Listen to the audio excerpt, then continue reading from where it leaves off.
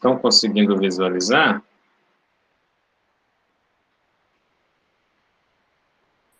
Sim. Tá bom. Bem, então, bom dia. Vamos dar continuidade na nossa aula de hoje. Ao término dessa, eu vou postar a aula inteira para que vocês possam estar revendo, ou se tiver alguma dúvida em relação ao conteúdo, estar sanando essas. Bem, hoje nós vamos falar um pouco sobre a arte egípcia, né? A arte egípcia ela é fruto da civilização egípcia. A civilização egípcia, ela é uma civilização, né, que surgiu e que tem uma grande relevância e peso na nossa história. Para vocês terem uma ideia, a civilização egípcia, ela foi muito importante na questão da agricultura, na questão do saneamento, pois ali surgiram as galerias que permitiram com que a sociedade pudesse desfrutar melhor da parte das águas, né? Então tinha galerias, canalizações responsáveis por estar distribuindo essa água vinda, principalmente do Rio Nilo. Então ela se localiza no nordeste da África, ela surgiu ali na região da África, então o Egito ela se situa no continente africano, numa região bem caracterizada pela existência de desertos. Então há vários desertos ali na região, e graças ao Rio Nilo, né, acaba tendo uma vasta planície aos povos que orbitam aquela região do Rio Nilo. Ela se formou principalmente através da mistura de vários povos, entre eles os amíticos, os semitas, né, que vieram daquela região babilônica, e os núbios, que surgiram do período paleolítico. Os primeiros núcleos populacionais dos egípcios, eles começaram a se formar durante esse período neolítico, né, onde as comunidades passaram a se dedicar mais à agricultura do que à caça ou pesca, ou seja, uma das coisas que marcaram consideravelmente o período neolítico foi a queda do homem ser nômade. Então, o homem ele passou a ser sedentário. Então, ser sedentário é você viver dentro daquela região, dentro daquela limitação geográfica que permite você construir os seus próprios recursos de alimentação. Porque quando você vincula a caça e a pesca, então você está fazendo um extrativismo. Você está extraindo da natureza o que ela pode lhe oferecer. No caso da humanidade, né, que começou a se desenvolver de uma parte sedentária, então o sedentarismo é você ficar naquela região, inerte em relação à saída. Mas é de suma importância, porque você estando preso ali naquela região, você se fincar naquela região permite você desenvolvê-la. Você desenvolver a parte da arquitetura, a parte da arte também, porque você passa a ter um maior envolvimento socioemocional com aquele contexto. Então, você passa a gostar daquele lugar. Quando você passa a gostar daquele lugar, você acaba transformando, modificando o espaço geográfico, o espaço cultural, o espaço holístico daquela área. Então, uma das caracterizações maiores dentro do período neolítico foi exatamente do homem largar a agricultura, ou largar a caça e pesca e destinar o seu tempo ao cultivo da agricultura, ao cultivo de animais também. Ele passou a adotar a parte da criação. Ele criava animais, né, como galinha, porcos, também para que depois ele pudesse matar e extrair daquilo a sua carne, evitando estar saindo para longe para fazer caça e pesca, esse tipo de coisa.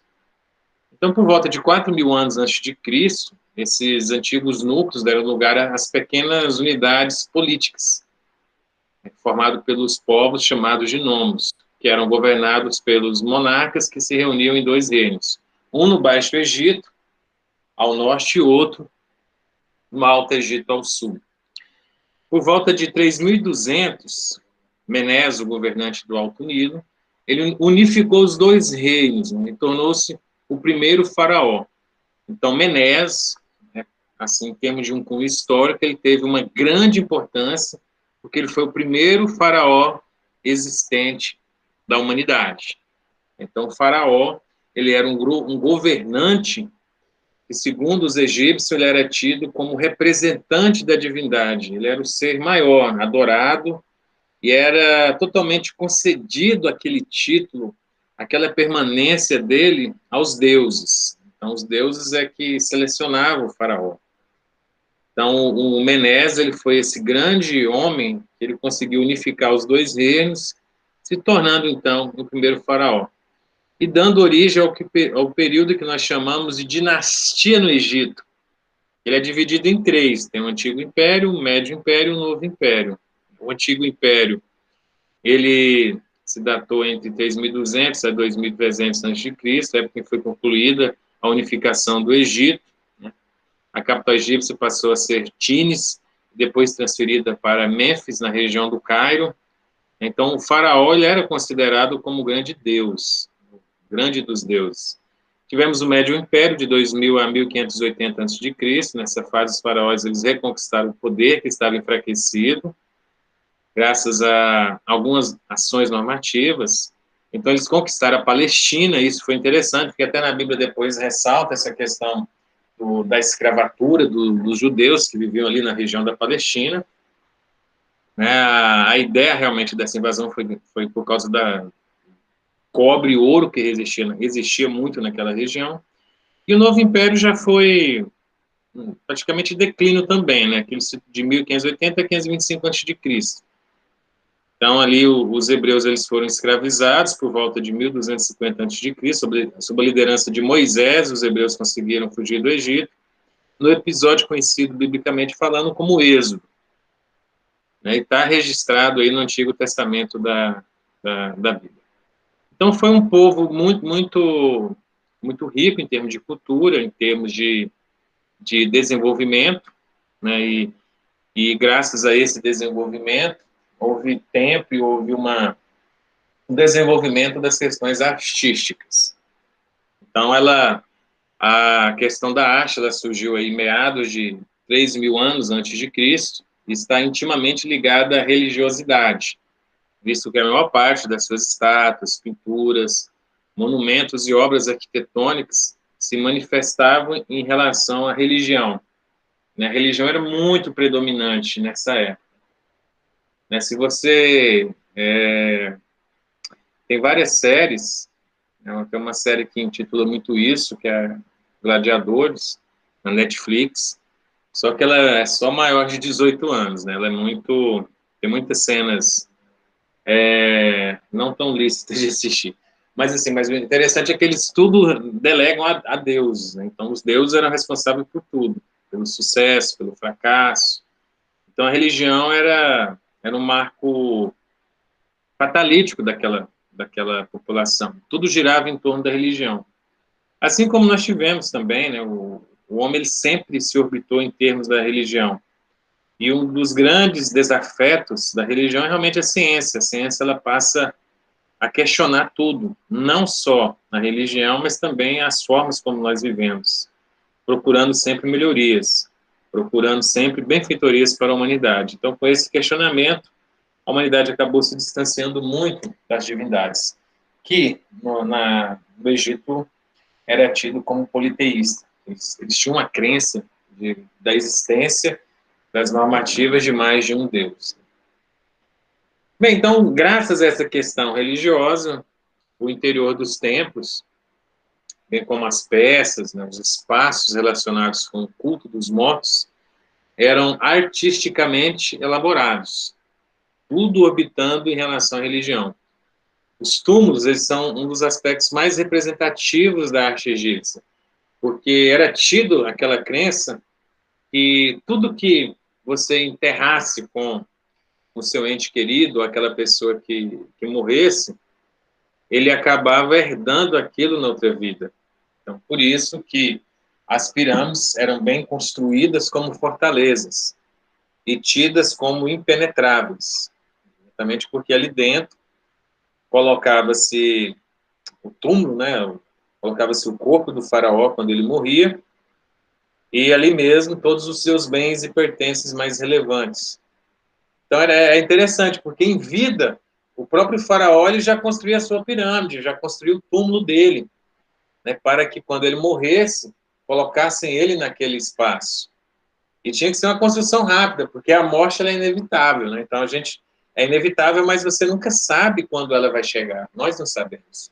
Pode ser hoje, pode ser amanhã, pode ser daqui 10, 50 anos. Então, baseado nesses fatos, o faraó, ele, a partir do momento que ele assumiu o trono, ele já começava a construir já aquelas pirâmides, ou a pirâmide, né, para que no momento póstumo ele fosse disposto ali. Então, assim, os egípcios, eles acreditavam nessa imortalidade da alma e que ela poderia sofrer eternamente caso o corpo fosse profanado. Então, o corpo ele tinha que ter um ritual, um aspecto para que ele não pudesse ser deteriorado.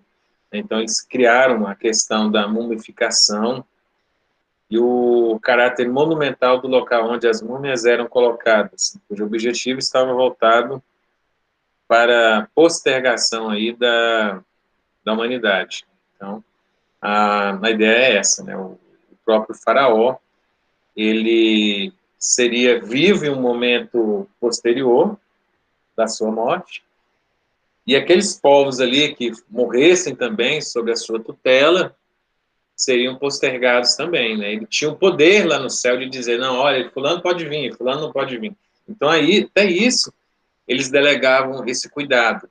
Por isso, quando ele morria, tinha aquele todo cuidado, aquele ritual, porque acreditava-se que não só o faraó ia para o céu, né, para aquele lugar aonde os que morrem são destinados aí de acordo com as crenças religiosas. Então, o faraó, ele tinha o poder aqui na Terra e também lá, de delegar quem que vai para o lugar bom e quem que ia para o lugar ruim, como penalidade. Então, ele era muito querido em relação a isso, principalmente na questão da morte. Quando morria, aí o povo tentava suprir aquelas carências, aquelas deficiências em vida durante a morte. Interessante.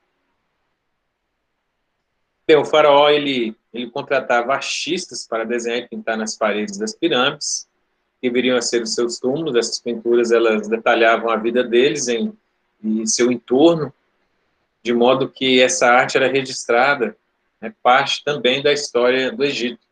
Então, todos os feitos do faraós, eles eram colocados ali naquelas paredes.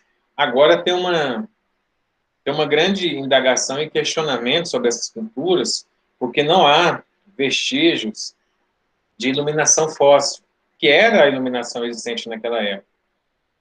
Então, aí pergunta-se se esses desenhos eram feitos no lado de fora, antes de colocar as pedras, né, isso é uma teoria, ou então se eles detinham de alguma tecnologia que até hoje é desconhecida. Eles não tinham energia elétrica. Né? Energia elétrica é um tipo de energia que não há liberação, a não ser radiação de fósseis, oriundos, por exemplo, de um processo de combustão que gera a iluminação através do fogo. Então, como que eles construíram esses desenhos, sendo que não há vestígio de fumaça? Então, é complicado essas teorias, né? A mais aceita é que realmente eles pintaram isso no momento externo da construção da pirâmide. Agora, vem uma dificuldade muito grande, depois você tem que juntar as peças. E essas peças eram muito alinhadas em relação aos blocos, muito alinhadas mesmo. Então, daí já pensa-se na dificuldade que eles tinham para a realização desse feito. Então, assim, é uma civilização muito interessante, né? As pinturas são datadas aí de quase 5.000 anos, né? 4.400 anos atrás. Então, essa tumba aí é da sacerdotisa Hatshepsut, né, que representa a sociedade na época. Então, ali, os desenhos eles eram caracterizados pelo movimento social daquela época. Bem, nessa sociedade, a arte era produzida de forma padronizada, não dava espaço para a criatividade, ou seja, eu tenho um modelo a ser seguido, tenho um padrão a ser seguido. Isso trouxe algo bom e algo ruim. Bom é porque com esse padrão, você acaba, na identificação de uma obra, no estudo de uma obra, principalmente na questão histórica, todas as demais estão dentro do contexto. É diferente, por exemplo, dos babilônicos, na qual você tinha várias segmentações, o que dificultava o entendimento. Aí você tinha que estudar cada povo, cada tribo, cada cidade-estado, se você quisesse conhecer a cultura daquele povo. No Egito, não, havia uma padronização da arte. Eles já herdaram dos babilônicos a escrita, então isso facilitou muito a questão do desenvolvimento em si, porque quando você nasce sobre um lar, sobre um pilar já construído, a sua evolução é muito maior. Imagina você nascer num ambiente que não tem nada de tecnologia, não tem nada construído. Então, a ciência, ela parte ali do zero. Por isso que a relevância do desenvolvimento da escrita foi exaustivo, fantástico, porque permitiu ali o homem escrever as suas evoluções, as suas experiências. E, com isso, eu acabo tendo o meu aprendizado. O que é o aprender? Você aprender com as experiências dos outros, o que eles passaram, o que eles desenvolveram, de maneira que você possa estar dando prosseguimento nisso. Então, a sociedade egípcia, ela criou essa questão da padronização, teve essas relevâncias, mas, em contrapartida, em contramão, quando você padroniza algo, a criatividade ela morre ali, porque você tem que seguir aquilo. Se você pensar fora da caixinha, você é excluso, você está agindo de uma maneira errada, de uma maneira equivocada. Então, a importância da padronização é o entendimento do, do conhecimento, né, no momento futuro. Já como aspecto negativo, você imputa o desenvolvimento artístico. Então, foi realizada uma arte anônima, pois o importante era a perfeita realização das técnicas executadas e não o estilo dos artistas. Então, olha só, todos os artistas tinham que seguir uma rotina, um modelo. Então, com isso surgiu o anônimo. Ou seja, pô, eu não sei quem que desenvolveu esse tipo de arte, porque todas são parecidas. Então, e uma das caracterizações da arte é a subjetividade, é o individualismo. É você criar as suas experiências e expor no seu objeto artístico, é você criar a sua inovação. Então, se você tem um modelo a seguir, isso se perde na história. A dimensão das pessoas e dos objetos não caracterizavam uma relação de proporção e distância, mas sim os níveis hierárquicos daquela sociedade. Nesse contexto, o faraó era sempre o maior dentre as figuras representadas numa pintura. Então, o faraó, ele era o grande, né, o magnífico representante aí da divindade. Então, a maior parte das figuras, o faraó estava representado. Ele era como se fosse a força motriz, responsável por gerar, por conduzir, por transcorrer, por orientar, por castigar. Então, ele era o representante da divindade. Então, tudo era definido pelo faraó. Ele tinha um cunho não só político, mas também religioso. Então, as pessoas o adoravam. O faraó, ele era tido como Deus. Ele era o representante da imortalidade. Então, até quando ele morria, colocavam ele lá nas pirâmides, protegiam de forma que ela se tornasse ali impenetrável, exatamente porque, através dali, daquele processo de morte, ele estaria representando aquela população, aquela sociedade, no momento próximo dele.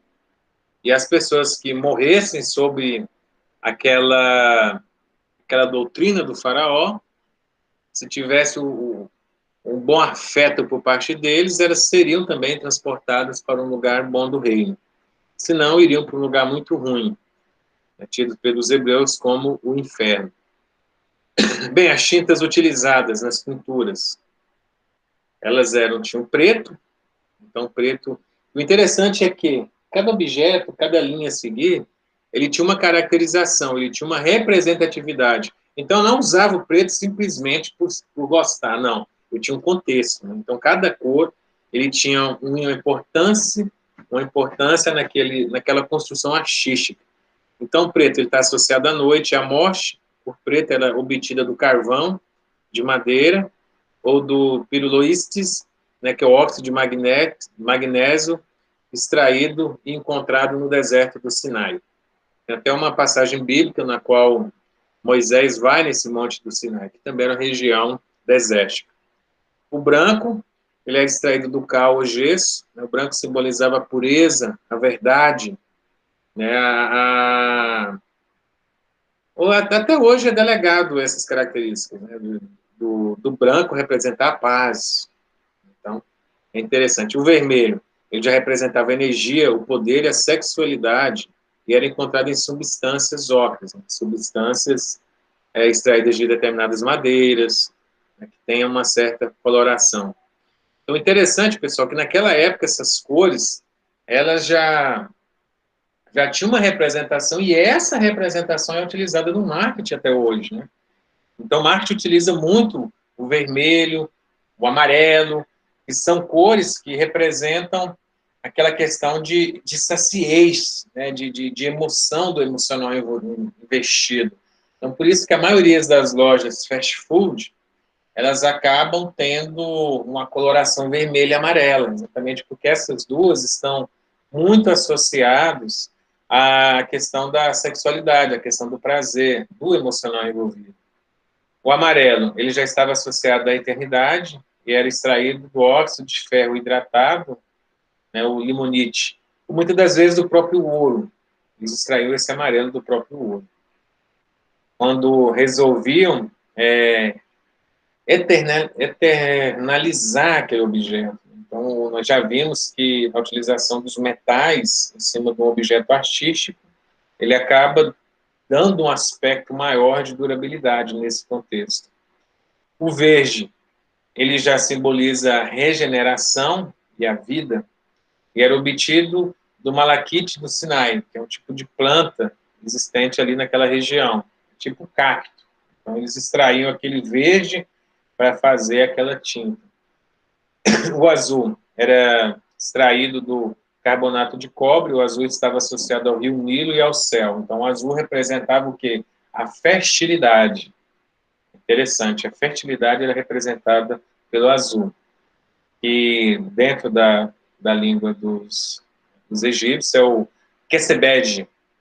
Então, nós temos vários nomes aí, né? O preto é o Ken, o branco é o Red, o vermelho é o Detcher, o amarelo é o Ket, o verde é o Ad e o azul Quecebede. Então, esses são as principais cores nas quais os egípcios usavam.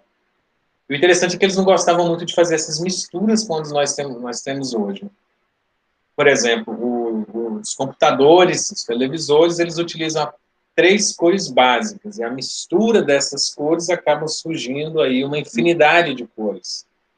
Então, eu consigo representar tudo que está ao meu lado, que é filmado, exatamente por 3 cores, que é o famoso red, né, que é o red, o green e o blue.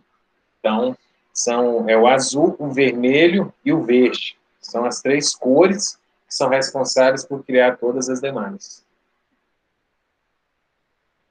Bem, para finalizarmos por hoje, colocaram eu mais em alguns horários aí, então está bem corrido, por isso que eu iniciei a aula de vocês hoje um pouco mais cedo. Eu gosto de colocar às 8, mas hoje teve que ser um pouco mais cedo, porque eu já tenho algumas aulas a seguir aí, tá? Bem, mas voltando aqui para o tema da nossa temática, a pintura egípcia, ela existia de muitas formas, né, de serem seguidas. Alguma caracterização, nós tínhamos o baixo relevo, produzidos no Antigo Egito. Então, interessante essa questão, que lá nós tínhamos o que? A ausência de 3 dimensões. Então, o tridimensional permite eu ter uma representatividade de profundidade dos objetos. Então, essa profundidade, ela tem características que permitem com que o meu cérebro ele acabe identificando aquele objeto de uma maneira diferenciada, como que aquele objeto pertencesse ao mundo real. Por isso que, quanto mais desenvolvido é os recursos computacionais de um videogame, melhor a representatividade do jogo é. Então, tem até aqueles efeitos que você usa da realidade virtual, que nada mais é do que uma categorização muito bem realista e fundamentada nesse tridimensionalismo. Então, o tridimensional, ele acaba levando-nos a uma interpretação mais próxima da nossa realidade. Então, a questão das pinturas egípcias, nós temos aí a ausência desse contexto tridimensional, nós temos também a ausência das sombras. Então, as sombras também dá essa categorização de espaço-temporal. Pela sombra, você passa a identificar, de uma forma até inconsciente, o horário que você está participando daquele evento. E a sombra também dá um efeito, ajuda na identificação também do tridimensionalismo, né, que dá o efeito mais característico do 3D. E uma arte que explorou muito a questão tridimensional, nós temos aí a Renascença, né, que foi um período da qual a arte, construída por Da Vinci, Michelangelo, ela teve muita utilização da sombra e utilização das categorização do 3D. Tanto que um dos principais objetos de muitas controvérsias é a Mona Lisa. Porque a Mona Lisa, dependente do local que você estiver olhando para ela tem o mesmo formato do rosto. Então, isso é fantástico. É como se você andasse em volta dela e o rosto dela acompanhasse o seu movimento. Então, isso foi feito através de uma matemática muito bem elaborada dentro da álgebra linear, da álgebra vetorial, utilizado por Da Vinci. Então, foi um gênio que construiu isso. É um quadro e até existem algumas derivações que eles fazem desse quadro. Então, tem alguns desenhos, alguns filmes, quando tem um quadro da Mona Lisa que você muda de posicionamento, o olho também muda. É um quadro utilizado para a pessoa que fica, às vezes, curiando os demais. É interessante isso.